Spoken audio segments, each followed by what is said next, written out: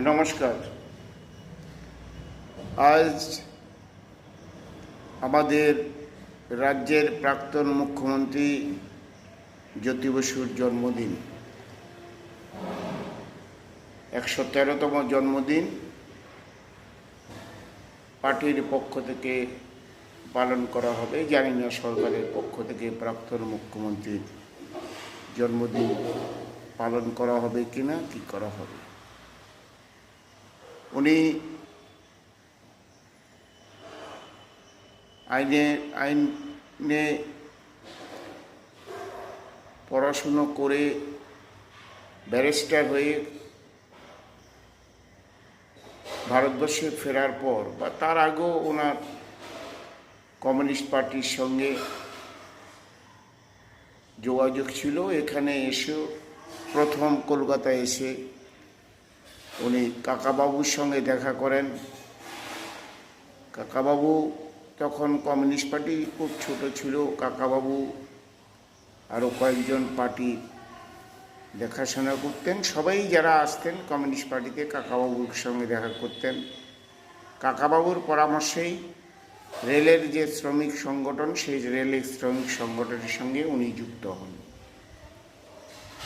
একটা জায়গায় ওনার লেখাই আমি পড়েছিলাম যে উনি বলছেন যে আমি বরিশাল ছাড়া অবিভক্ত বাংলার সব জেলাতেই গিয়েছিলাম।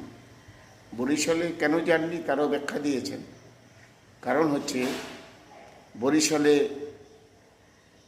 কোনো রেল লাইন নেই, সব হচ্ছে নদী। এত নদী, সেখানে ব্রিটিশও রেল লাইন করতে পারেনি। এখন কি হয়েছে কি জানি না। যাই হোক, এখন যেভাবে বিধানসভা নির্বাচন হয় না, তখন রেলের শ্রমিকদের পক্ষ থেকে একটা আসন ছিল, সেই থেকে উনি নির্বাচিত হতেন। আমাদের এখানে কমিউনিস্ট পার্টির 3 জন সদস্য ছিলেন। জ্যোতিবাবু একজন ছিলেন। আজকে কথা প্রসঙ্গে চলে আসছে, এই অমুক দেশ স্বাধীন করেছেন, পশ্চিমবাংলাকে রক্ষা করেছেন, হিন্দুদের রক্ষা করেছেন, এসব চলে আসছে। কিন্তু সেই সময় কথায় বলছি যে বিধানসভায় বা হিন্দু বিধায়কদের যে মতামত নিয়েছেন, তখন কমিউনিস্ট পার্টির 2 জনও মতামত দিয়েছিলেন। কংগ্রেস তো বড় দল ছিল, দিয়েছিলেন, আর 2-1টা দলের 1-2 জন করে ছিলেন। কথা প্রসঙ্গে